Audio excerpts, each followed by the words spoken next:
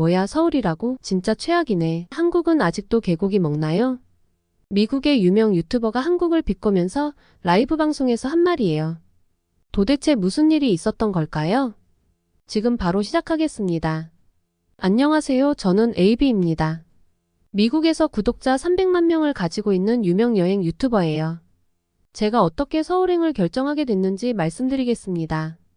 프랑스 파리의 유튜브 촬영차 머무를 때였어요. 프랑스에서의 경험은 진짜 최악이었습니다. 에펠탑에서 만난 소매치기들, 파리 길거리는 더러워서 걷기도 싫었고 지하철에선 코를 막아야 했습니다. 그리고 파리 사람들을 뜻하는 파리지앵들. 정말 무례하기 짝이 없었죠. 저는 여행을 하면서 안 좋은 점들이 보이면 시청자들과 소통을 하곤 했죠. 그래서 저는 바로 유튜브 라이브를 켰어요. 여러분, 파리 완전 별로예요. 영화는 다 거짓말이었나 봐요. 이러면서 프랑스의 단점을 줄줄 늘어놨죠. 시청자들 반응이 폭발적이더라고요. 제 채널 특징이 바로 이거랍니다. 세계 곳곳을 여행하면서 누구도 말하지 않은 솔직한 여행 영상을 올리고 소통하는 채널이죠. 유튜브 라이브 방송 중 어떤 시청자가 말했어요. AB 다음 여행지는 어디로 가나요? 지금 랜덤으로 정해봐요. 저는 그것도 재밌을 것 같아서 바로 하겠다고 했죠. 시청자들이 여러 의견을 줬는데 그 중에서 재밌을 만한 것을 골랐죠. 저는 눈 감고 세계 지도에 손가락을 올리고 무작정 움직였어요. 라이브 방송에선 시청자들이 멈춰요. 거기에요 라고 했죠. 저는 손가락을 멈췄고 그곳이 바로 서울이었어요. 믿을 수가 없었죠. 뭐야 서울이라고? 진짜 최악이네. 제가 이렇게 말하니까 한국인 시청자들이 발칵 뒤집혔어요.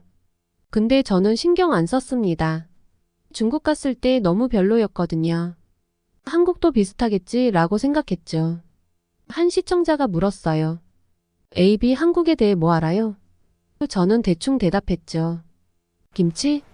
싸이? 개고기 먹는 나라 맞죠? 채팅창이 난리가 났어요.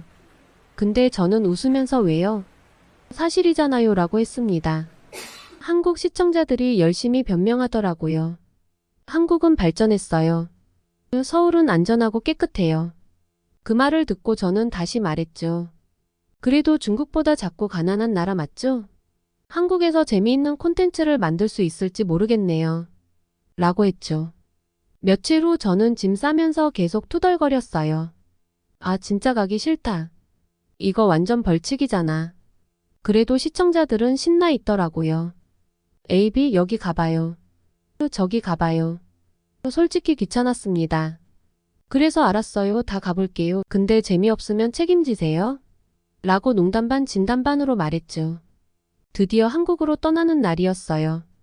저는 비행기 타기 전에 마지막으로 라이브 켰죠. 여러분, 전 이제 한국 가는데 솔직히 기대 1도 안 돼요. 근데 뭐 재미없으면 여러분 책임이죠. 아마도 한국 시청자들에게는 미안하지만 한국 저격 컨텐츠가 만들어질 수도 있어요. 공항에 도착하자 대한항공 비행기가 눈에 들어왔어요. 어휴, 또 동양 항공사구나. 중국 항공사에서의 안 좋은 기억이 떠올랐죠. 좁은 좌석, 불친절한 승무원, 맛없는 기내식. 그리고 알 수 없는 동양 냄새들. 저는 별 기대 없이 탑승했습니다. 비행기에 올라타는 순간 저는 흠칫 놀랐죠. 대한항공은 뭔가 달랐어요. 기내가 너무 깨끗한 거였어요. 의자도 넓고 편해 보였죠. 그래. 겉모습은 그럴듯하네. 이렇게 생각하고 있는데 승무원이 다가왔어요. 와, 이건 또 뭐죠? 마치 탑 모델 같았어요. 완벽한 메이크업에 단정한 유니폼, 그리고 환한 미소까지. 하지만 예쁘면 뭐해, 서비스가 중요한 건데 라고 생각했죠. 솔직히 같은 여자로서 질투가 났었나 봐요. 같은 여자가 봐도 저 미소면 웬만한 남자들은 다 넘어올 것 같았죠. 자리에 앉자마자 저는 일부러 이것저것 요구했어요. 한국 승무원의 인내심과 불친절함을 시험해보고 싶었거든요. 솔직히 나중에 방송 콘텐츠 재료로 쓰려고 했어요. 한국 대한항공의 불친절한 승무원. 이런 식으로요. 그런데 이게 웬일이죠? 한국 승무원들은 미소를 잃지 않고 계속 친절하게 응대하는 거예요. 제 무리한 요구에도 전혀 짜증내는 기색이 없었어요. 오히려 더 세심하게 챙겨주는 느낌이었죠. 내 생각이 틀린 것 같아 약간 짜증이 났죠. 비행기가 이륙하고 얼마 지나지 않아 식사 시간이 됐어요. 또 한 번 놀랐습니다. 기내식 메뉴가 다양한 거예요. 저는 어떻게든 대한항공의 단점을 제 유튜브에서 이야기하려고 일부러 비빔밥을 선택했죠. 얼마 후 승무원이 식사를 들고 나타났어요. 저는 먹기 불편하고 냄새 나겠지? 하고 생각했습니다. 승무원은 식사만 주고 돌아가는 게 아니라 어떻게 비비는지 친절하게 설명해 주더라고요. 고추장을 넣고 골고루 비벼 드시면 됩니다. 국과 반찬도 준비되어 있으니 함께 드시면 됩니다. 솔직히 감동받았지만 티 내고 싶지 않아서 알고 있어요 라고 말했죠. 그런데 맛을 보니 또 놀랐어요. 레스토랑 음식 수준이었거든요. 자존심이 상했지만 밥 한 톨 남기지 않고 싹싹 비벼 먹었습니다. 배불리 식사한 후에 영화를 보려고 했는데 헤드폰이 조금 이상하더라고요. 승무원을 불러 얘기했죠. 바로 새 헤드폰을 가져다 주는데 그냥 주는 게 아니라 소리가 들리는지 확인까지 해주었죠. 이 정도 서비스는 처음이었어요. 비행시간 동안 저는 이 승무원에게 존경심이 생겼습니다. 한국인의 첫인상이 너무 좋게 각인되는 순간이었죠. 비행 내내 이 정도 수준의 서비스를 유지할 줄은 몰랐어요. 착륙 직전 승무원이 즐거운 비행 되셨나요? 라고 물었을 때 저도 모르게 네, 정말 좋았어요 하며 대답해버렸습니다. 내가 뭐라고 한 거지? 순간 너무 부끄러웠죠. 하지만 인정할 건 인정해야죠. 이번 한국 여행은 처음부터 제 한국에 대한 인식이 깨져버렸어요. 인천공항에 발을 딛는 순간 제 눈을 의심했어요. 이게 정말 한국이라고? 저번에 갔었던 베이징 공항의 혼잡함과 지저분함이 생각났거든요. 하지만 여긴 뭔가 달랐습니다. 이렇게 크고 깨끗한 공항은 처음이었거든요. 우와 감탄하며 두리번거리고 있었는데 직원 한 분이 다가와 영어로 물어보더라고요. 도움이 필요하신가요? 저는 괜찮다고 말하고 서둘러 걸어갔어요. 중국에서는 영어로 물어보면 공항 직원들이 멍한 표정만 지었던 게 생각났습니다. 프랑스에서도 마찬가지였어요. 영어로 물어보면 불친절하게 프랑스어로 뭐라고 하면서 사라져버리곤 했죠. 그런 점에서 한국은 영어를 잘하는 사람들이 많구나 하고 생각했어요. 짐을 찾고 앞을 본 순간 외국인 입국 심사줄이 쭉 늘어서 있는 걸 봤어요. 한국 오기 전 프랑스에서 이미 느려 터진 공항 직원들을 경험했기 때문에 여기도 똑같겠지 하며 줄을 섰죠. 아마도 이 시간은 넘게 걸릴 줄 알았죠. 그런데 갑자기 앞으로 쭉쭉 나가는 겁니다. 이게 뭐지 했는데 어느새 제 차례가 됐고 안전하게 입국 심사를 끝냈죠. 어떻게 이렇게 일처리가 빠를 수 있지? 지금껏 경험하던 지루한 대기 시간은 없었어요. 심사관도 친절했고 첨단 시스템으로 버벅거림 없이 척척 진행되었죠. 물론 모든 직원들은 영어도 잘하더라고요. 공항 버스 정류장에 도착했는데 또 한 번 놀랐어요. 에어컨이 빵빵하게 나오는 거예요. 아니, 버스 정류장에 에어컨이라고? 생각하며 멍하니 서 있었습니다. 버스에 올라탔더니 이건 뭐 비행기 1등석 수준이었어요. 게다가 와이파이까지. 이쯤 되면 그냥 호텔 리무진 아냐? 라고 중얼거렸죠. 한국은 대체 어떤 나라인 걸까? 라고 속으로 생각하며 창밖 풍경에 넛을 잃었어요. 베이징의 스모그 가득한 하늘과는 달리 서울의 하늘은 너무 맑았어요. 어느 순간 호텔에 도착했고 저는 체크인을 하자마자 침대에 누웠죠. 그런데 머릿속이 복잡해졌어요. 이게 뭐지? 내가 알던 한국이랑 너무 다른데? 깨끗하고 편리하고 친절하고. 아니, 이럴 리가 없어. 분명 뭔가 있을 거야. 그래서 결심했어요. 내일부터 진짜 한국의 모습을 찾아보겠다고. 구석구석 다녀볼 거예요. 분명 문제점을 찾을 수 있을 거야. 하지만 솔직히 오늘 하루 경험만으로도 한국에 대한 제 생각이 많이 바뀌었어요. 제가 여행 가본 나라들에서 느꼈던 불편함이 여기선 전혀 없었거든요. 오히려 더 발전되고 더 편리하고 더 친절한 것 같았습니다. 잠들기 전 마지막으로 창밖을 바라봤어요. 반짝이는 서울의 야경이 눈부셨죠. 혹시 이 모습이 진짜 한국의 모습일까? 그동안 내가 편견을 가지고 있었던 걸까? 아침에 일어나자마자 저는 라이브 방송을 켰어요. 안녕하세요, 여러분. 오늘은 뭘 해볼까요? 채팅창이 폭주하더니 누군가 광장시장을 추천하는 거예요. 다른 시청자분들도 동의하시는 것 같더라고요. 광장시장이요? 그게 뭔가요? 제가 묻자 시청자분들이 설명해줬어요. 전통시장이라네요. 그 순간 작년 중국 여행이 떠올랐어요. 그때 갔던 시장은 더럽고 냄새나고 정말 최악이었거든요. 아시아 국가는 중국밖에 안 가봤지만 중국이 제일 발전하고 큰 나라니 한국도 중국처럼 더럽고 지저분하겠지 라고 생각하며 걱정이 됐어요. 그래도 시청자들이 그렇게 추천하니 어쩔 수 없이 가보기로 했어요. 여러분, 제가 만약 식중독에 걸리면 책임지실 거죠? 농담을 던지며 외출 준비를 시작했죠. 저는 택시를 타고 광장시장으로 향했죠. 저는 약간 긴장했어요. 솔직히 비위가 약하거든요. 시장 입구에 들어서는 순간 냄새부터 확 느껴졌어요. 저는 얼른 코를 막았죠. 근데 이게 웬일이죠? 역하지 않고 오히려 식욕을 돋우는 향이었어요. 이게 뭐지? 저는 놀라며 한 걸음 한 걸음 광장시장 안으로 들어갔어요. 골목을 걷다 보니 할머니들이 음식을 만드는 모습이 보이더라고요. 저 나이 든 할머니들이 과연 위생적으로 음식을 만들 수 있을까? 의심스러웠지만 호기심에 한 할머니 가게 앞에 섰어요. 이게 뭐예요? 제가 물어보자 할머니가 웃으시며 뭐라고 대답하시는데 당연히 알아들을 수 없었죠. 그런데 옆에 있던 젊은 여자분이 통역해 주더라고요. 빈대떡이라고 한국식 부침개죠. 정말 맛있어요. 솔직한 여행 후기를 알려줘야 했기에 저는 어쩔 수 없이 에이 얼마나 맛있겠어 라고 생각하며 한 입 먹어봤는데 세상에 이게 뭐죠? 겉은 바삭하고 속은 부드러운데 고소하면서도 담백한 맛이 입안에 감돌았어요. 양념장에 찍어서 한 입 더 먹었죠. 미국의 피자는 부끄러워지는 맛이었습니다. 한국 할머니의 손맛이 이런 거구나 생각했어요. 그 뒤로 용기가 생겨 이것저것 먹어봤어요. 떡볶이, 김밥, 잡채 하나같이 다 맛있었습니다. 떡볶이는 중독성 있는 맛이었어요. 매콤하면서도 달콤한 맛에 자꾸 손이 가더라고요. 이거 완전 중독성 있어요. 라고 외치며 계속 먹었죠. 한 할머니가 가게에서 뭔가 특이한 걸 팔고 계시길래 물어봤어요. 이건 뭐예요? 할머니가 또 웃으시면서 뭐라고 하시는데 이번엔 주변에 통역해줄 사람이 없었죠. 그래도 할머니가 한 입 먹어보라고 건네주었어요. 어쩔 수 없이 한 입 먹어봤습니다. 오잉? 이건 또 뭐지? 쫄깃하면서도 부드럽고 담백하면서도 감칠맛이 나는 음식이었습니다. 나중에 알고 보니 순대라는 거였어요. 처음엔 좀 꺼려졌지만 먹다 보니 맛있어서 다 먹었답니다. 배가 불렀지만 광장시장을 돌아다니면서 계속 조금씩 먹었어요. 외국인이라고 할머니들이 하나씩 입에다 넣어주기도 하셨죠. 시장을 돌아다니면서 저는 위생 상태에 깜짝 놀랐어요.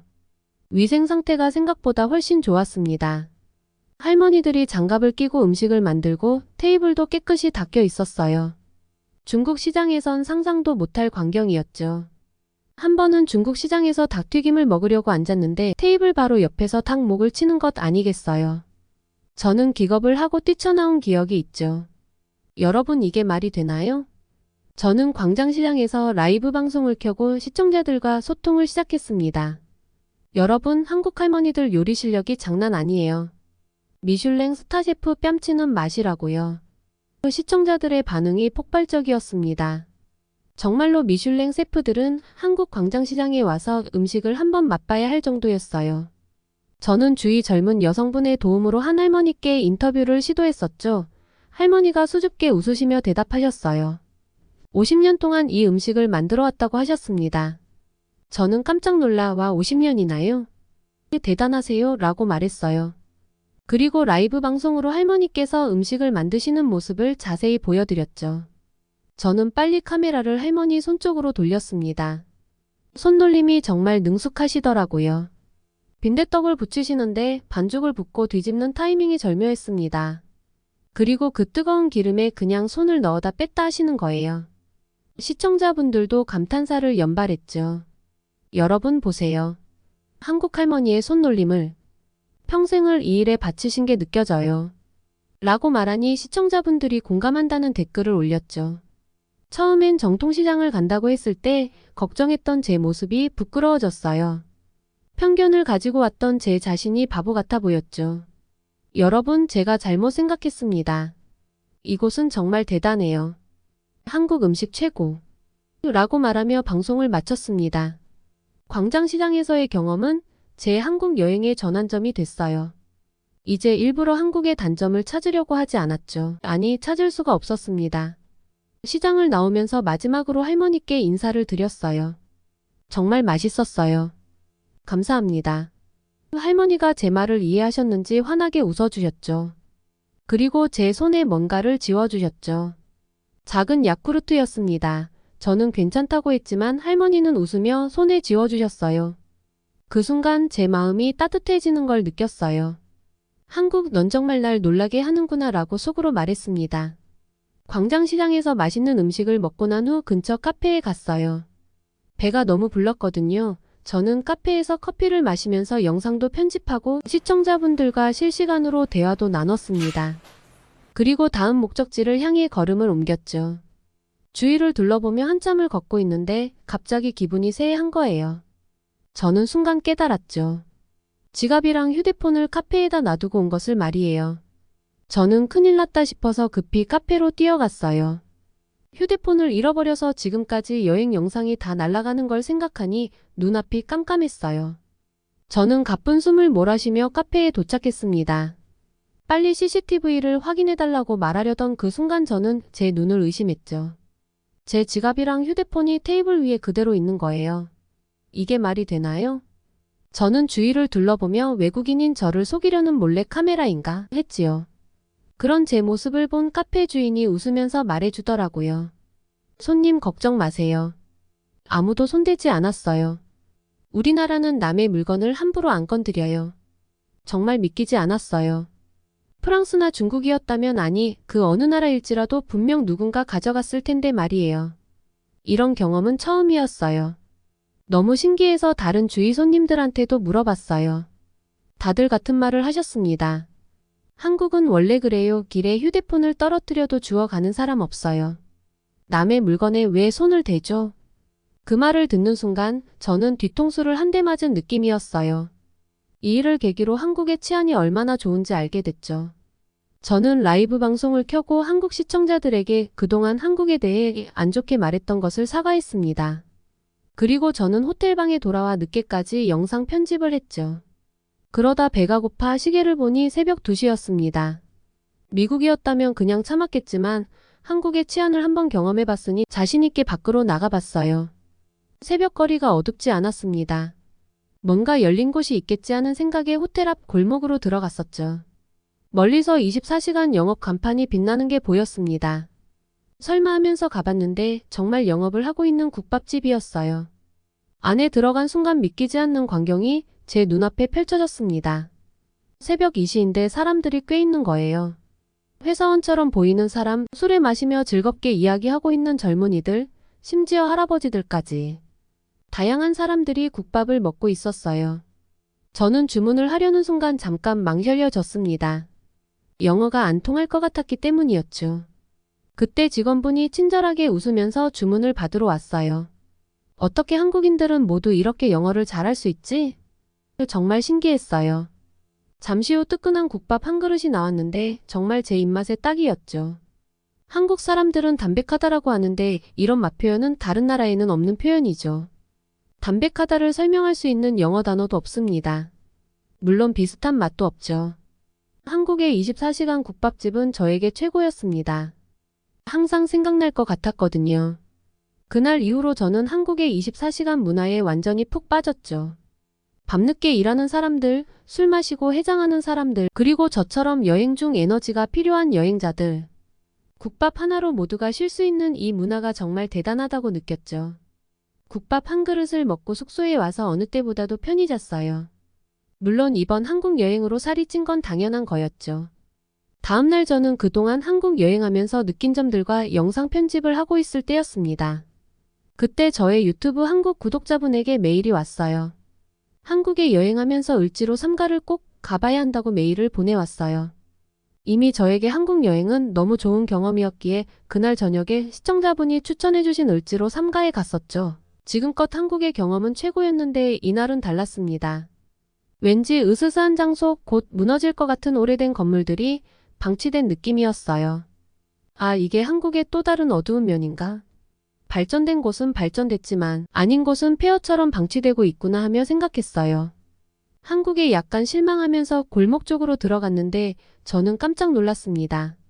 낡은 건물들 사이로 젊은이들이 가득했어요. 처음에는 너무 오래된 인쇄소 건물들이 즐비한 골목이어서 살짝 무서웠는데 골목 옆에는 힙한 카페와 술집이 있는 거예요. 그리고 골목마다 한국 젊은이들이 모여서 술을 마시고 있었죠. 오래된 것들과 새로운 것들의 조화가 너무 신선했어요. 좁은 골목길마다 사람들이 술을 마시며 떠들고 있었는데 전혀 무섭지 않았어요. 오히려 활기차고 재미있어 보이더라고요. 빈티지한 느낌과 젊은 감각이 어우러진 이 거리가 너무 매력적이었어요. 저는 바로 유튜브 라이브 방송을 켜고 시청자 여러분께 보여드렸죠. 여러분 보세요. 이곳이 바로 한국에 있는 을지로 3가예요. 밤인데도 이렇게 많은 사람들이 이야기꽃을 피우고 있습니다. 사람들 표정을 보세요. 모두 행복해하고 있어요. 시청자들도 놀랐는지 댓글이 폭주했어요. 와, 거기 너무 가보고 싶다. 정확한 위치를 알려달라 난리가 났죠. 저도 자리를 잡고 맥주를 한 잔 마셨습니다. 세계 어느 분위기 좋은 맥주집에서 마시는 것보다 을지로 3가에서 마신 맥주가 제일 맛있었던 것 같았죠. 기억에 남을 장소를 소개해준 한국 구독자분께 감사드렸어요. 호텔로 돌아오는 길에 정말 많은 생각이 들었습니다. 깨끗하고 안전하고 친절하고 게다가 을지로 3가 같은 독특하고 멋진 곳도 있고 이런 나라가 또 있을까요? 한국이 부러워졌어요. 다음날 아침 일어나자마자 라이브 방송을 켰어요. 여러분, 제가 한국에 대해 정말 잘못 알고 있었습니다. 이렇게 안전하고 친절하고 멋진 나라라니 믿기지 않아요. 카페에서 제 물건을 아무도 건드리지 않은 것부터 을지로 3가의 독특한 매력은 정말 감동이에요. 시청자분들도 저와 같은 마음인지 댓글이 난리 났어요. 한국 사람들 원래 그래요. 을지로 3가 더 구경하세요. 이런 댓글들을 보면서 더 많은 것을 경험하고 싶어졌어요. 드디어 여행 마지막 날이 되었죠.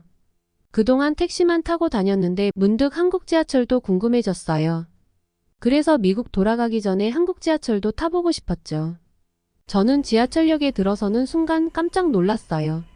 얼마나 깨끗하던지. 이게 정말 지하철이야? 하고 의심할 정도였습니다.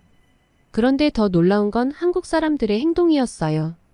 어떤 할아버지께서 타시자 바로 옆 좌석에 앉아있던 학생이 벌떡 일어나 자리를 양보하는 거였죠.